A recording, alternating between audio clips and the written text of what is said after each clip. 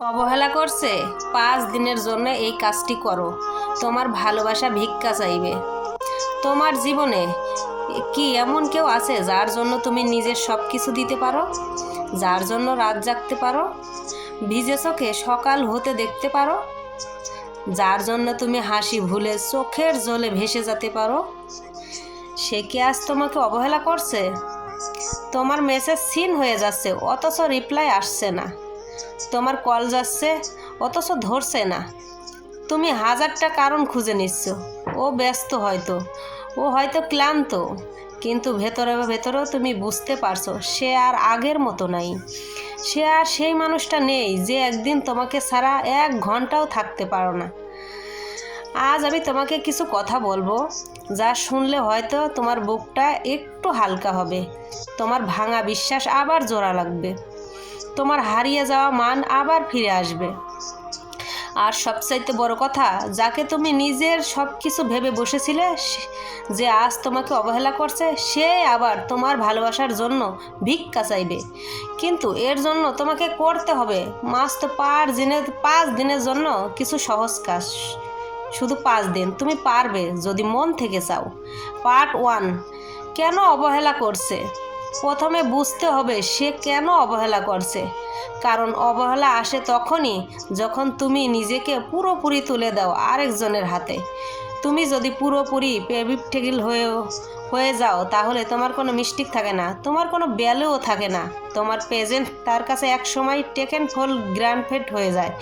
প্রথমে ভাবো, তোমার কোনো দিন কি এমন হয়েছে সে মেসেজ দিলে রিপ্লাই দাও, সে কল দিলে সঙ্গে সঙ্গে ধরো, সে তোমাকে এড়িয়ে দিলে তুমি নিজেকে পোস্ট করো, সে কিছু না বললেও তুমি নিজে থেকে জাস্টিফাইড করো? এই জায়গাগুলোই তোমার সবচাইতে বড় ভুল। কারণ মানুষ তখনই অন্য কাউকে অবহেলা করে যখন সে জানে তুমি পালাবে না। তুমি যাই হোক তারই হবে। তোমার সব ভালোবাসা তার একক বার্থরাইট, তুমি কখনো হারিয়ে যাবে না। এই বিশ্বাসটা যখন পাকাপোক্ত হয় তখনই সে অবহেলা করতে শেখে। পার্ট 2, অবহেলা থেকে বের হওয়ার প্রথম সত্য। স্মরণ রেখো, রেসপেক্ট আর অ্যাটেনশন কখনোই ভিক্ষা চাইতে পাওয়া যায় না, এগুলো নিজের ভিতর থেকে তৈরি করতে হয়। তাই প্রথম কাজ, তুমি এখনই একটানা অ্যাবিলিটি বন্ধ করবে। তোমাকে না পেলে তোমার দাম বুঝবে। তোমার সাইলেন্ট তার কাছে এক নতুন কথা বলবে। এখন থেকে শুরু 5 দিনের গোপন অ্যাকশন প্ল্যান। ডে 1, যোগাযোগ বন্ধ, দূরত্ব তৈরি। প্রথম দিন তুমি একদম চুপ করে যাবে, একটাও মেসেজ করবে না, ফোনও করবে না, স্টোরি রিয়াক্টও করবে না। সিন হয়ে যাবে যা হোক, অনলাইন দেখাবে দেখাক, তুমি কোনো উত্তর দেবে না, কোনো ব্যাখ্যা দেবে না। এটা শুনতে কঠিন লাগছে? হ্যাঁ, সহজ নয়, কারণ তুমি অভ্যস্ত হয়ে গেছো নিজেকে ওর কাছে তুলে ধরতে।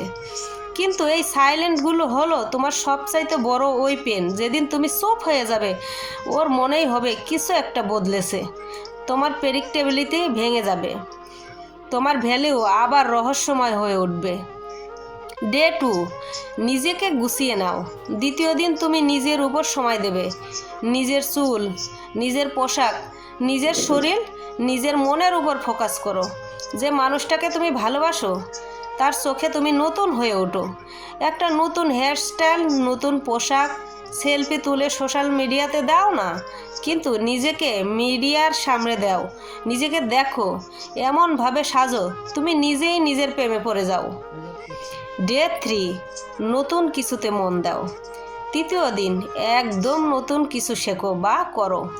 বন্ধুদের সাথে বের হও, কোনো নতুন জায়গায় ঘুরে আসো, একটা নতুন বই পড়ো, নতুন কিছু শিখে ফেলো যা তোমার মন থেকে এই কষ্টটাকে কিছুক্ষণের জন্য হলেও সরিয়ে দেবে। এই পৃথিবীতে এমন কিছু মানুষ থাকে যারা নিজের ভেতরে শূন্যতা আরেকজন দিয়ে ভরতে চায়, আর এই শূন্যতা যখন পূর্ণ হয় না তখনই ব্যথা আসে, অভিমান আসে, কান্না আসে। কিন্তু তুমি যদি এই শূন্যতা ভরতে শেখো নিজের ভেতর দিয়ে, তাহলে কেউ আর তোমাকে অবহেলা করতে পারবে না। তাই তৃতীয় দিন নিজের গ্রোথকে প্রায়োরিটি দাও। যে বিষয়ে তুমি আগ্রহী সেটাতে ডুব দাও। কোনো নতুন স্কিল শেখো, যেমন ছোট্ট একটা online course, video editing, cooking, photography, যাই হোক। সেটা তোমার মনটাকে আরেকটু ব্যস্ত রাখবে।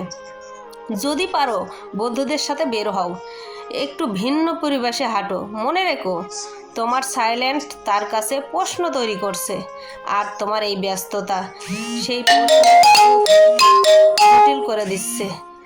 তোমাকে আর credit করা যাচ্ছে না। সে কি কারোর সাথে আছে? সে কি আর আগের মতো নেই? সে কি নতুন কাউকে পেয়েছে?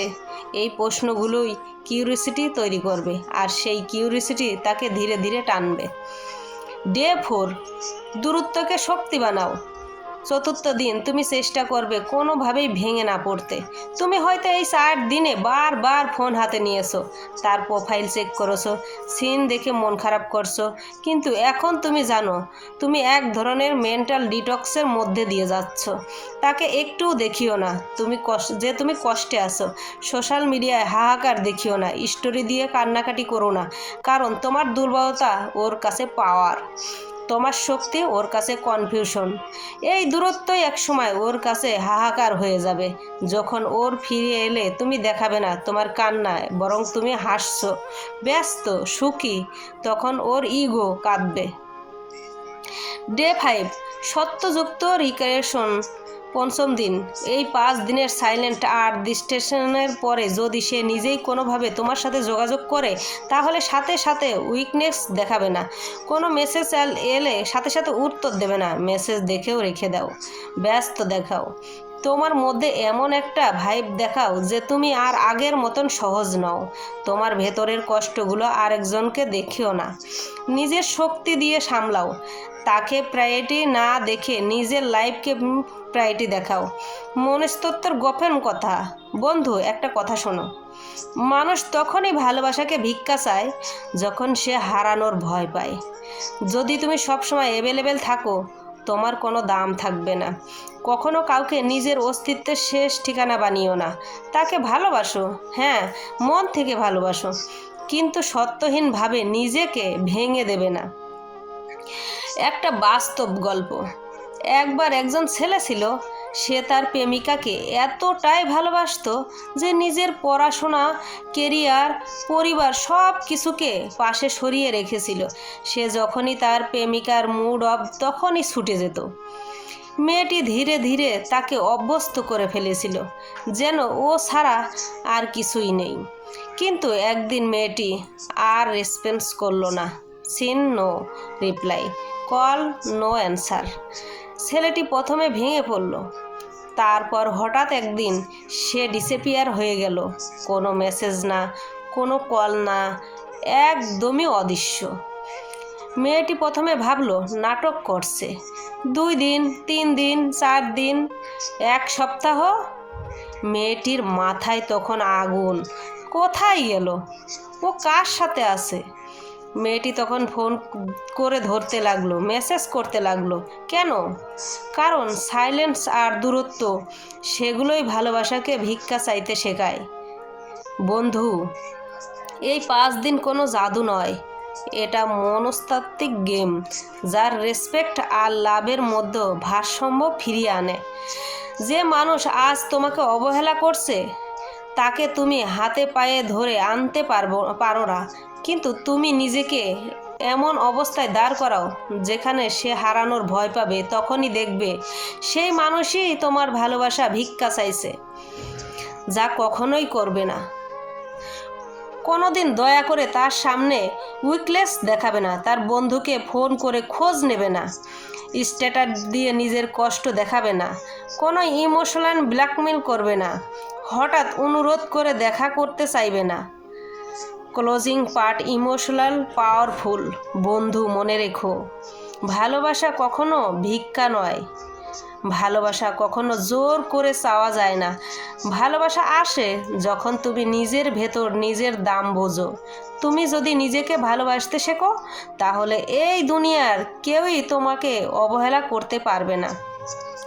যে মানুষটা আজ তোমাকে ভুলে যাচ্ছে, যে মানুষটা আজ তোমাকে কান্নার কারণ, একদিন সেই রাতের পর রাত জেগে তোমার একটুখানি খোঁজের জন্য অপেক্ষা করবে। শুধু শর্ত হলো এই 5 দিনের নিয়ম ভাঙবে না। বন্ধু, তুমি কষ্ট পাবে, ঠিক আছে, কিন্তু সেই কষ্টকে শক্তি বানাও। যখন তুমি নিজেকে বদলাবে, তোমার হেঁটে যাবার শব্দই হবে সবচাইতে বড় উত্তম। আজ থেকে আর ভালোবাসা ভিক্ষা নয়, তাকে ভিক্ষা চাইতে বাধ্য করো। নিজের সাইলেন্স, নিজের রেসপেক্ট, নিজের লিমিট দিয়ে। মানসতাত্ত্বিক গাইডলাইন: আত্মসম্মানকে শক্ত করে তোলা। তোমার আত্মসম্মান হলো তোমার সবচাইতে বড় সম্পদ। যে সম্পদ যদি একবার হারিয়ে ফেলা যায় তাহলে আর ফিরে আসা কঠিন। তাই আজ আমি তোমাকে শেখাবো কিভাবে কঠিন পরিস্থিতিতেও তোমার আত্মসম্মান অটুট রাখা যায়। 1. নিজেকে মূল্য দাও। নিজেকে ভালোবাসা মানে নিজেকে দামি মনে করো। যে মানুষ তোমাকে অবহেলা করে তাকে সেটা বুঝিয়ে দাও তুমি মানুষটাকে সহজে পাওয়া যাবে না। 2. নিজের প্রয়োজনগুলো বোঝো, কেবল তার ভালোবাসার অপেক্ষায় নয়। নিজের সুখ, স্বপ্ন আর লক্ষ্যকে গুরুত্ব দাও। 3. নিয়ন্ত্রণ নিজ হাতে রাখো। তুমি কখনোই এমন জায়গায় থাকবে না যেখানে অন্য কেউ তোমার আবেগ নিয়ন্ত্রণ করে। 4. স্পেস দাও নিজের মনের। কষ্ট আসবে, এটা স্বাভাবিক, কিন্তু কষ্টে ভেঙে পড়ো না, নিজেকে সময় দাও। 5. আসল বন্ধুত্ব আর পরামর্শ গ্রহণ করো। তোমার যাদের ভালোবাসা আছে তাদের সাথে কথা বলো, শোনো, মনের ভার ভাগ করো। আত্মসম্মান বজায় রাখার বাস্তব কৌশল: নিঃস্বার্থ ভালোবাসা কখনোই নিজেকে ত্যাগ করা নয়। ভালোবাসা মানে নিজের সুখ এবং শান্তি ধরে রাখা। না বলতেও শেখো। যখন তুমি না বলতে পারবে তখনই তুমি নিজের জন্য সীমানা তৈরি করতে পারবে। নিজের লক্ষ্যগুলো নির্ধারণ করো। ভালোবাসার বাইরে তোমার জীবনে আর কি কি উদ্দেশ্য আছে সেটার উপর দৃষ্টি রাখো। নিজেকে নিয়মিত স্মরণ করিয়ে দাও তুমি মূল্যবান। মোটিভেশনাল ইমপ্রেশন: তুমি দুর্বল নও, তুমি কেবল এমন পরিস্থিতি আছো যেখানে তোমার শক্তি পরীক্ষিত হচ্ছে, আর এই পরীক্ষা শেষ হলে তুমি এমন একজন হয়ে উঠবে যার প্রতি সবাই শ্রদ্ধা করবে। তোমার এই যাত্রা শুধুমাত্র ভালোবাসার জন্য নয়, নিজের জন্য। যে মানুষ তোমার মধ্যে এই আত্মবিশ্বাস দেখবে সে কখনো তোমাকে অবহেলা করতে পারবে না। স্পষ্ট বার্তা: যে তোমাকে অবহেলা করে তার প্রতি দরদ দেখানোর দরকার নেই। তুমি নিজের জন্য বাঁচো, নিজের সম্মান রক্ষা করো।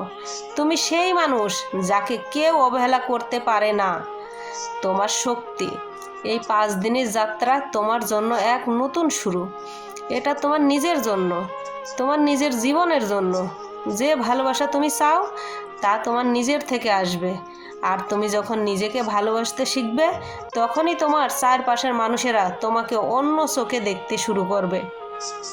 শেষ মোটিভেশন: বন্ধু, ভালোবাসা ভিক্ষা নয়, ভালোবাসা হলো মূল্যবান এক উপহার যা তুমি যোগ্য হলে পাবে। তাই নিজের প্রতি বিশ্বাস হারাবে না, নিজের মূল্য রাখো, নিজের সম্মান রাখো, আর 5 দিনের এই পরিকল্পনা অনুসরণ করে দেখো, তখনই আসবে সেই ভালোবাসা যা কখনোই হারাতে হবে না। ভালোবাসা পাবে, অবশ্যই পাবে, কিন্তু আগে নিজেকে ভালোবাসো। যে নিজের সম্মান রাখতে পারে সে কারো কাছে অবহেলার শিকার হয় না। তোমার পাশে আছি, মনে রেখো তুমি একা নও। ভালোবাসা আসবেই, ভিক্ষা নয়, অধিকার হয়ে। ভিডিওটি কেমন লেগেছে অবশ্যই জানাবে, আর আমার চ্যানেলটি সাবস্ক্রাইব করার কথা ভুলো না। আল্লাহ হাফেজ।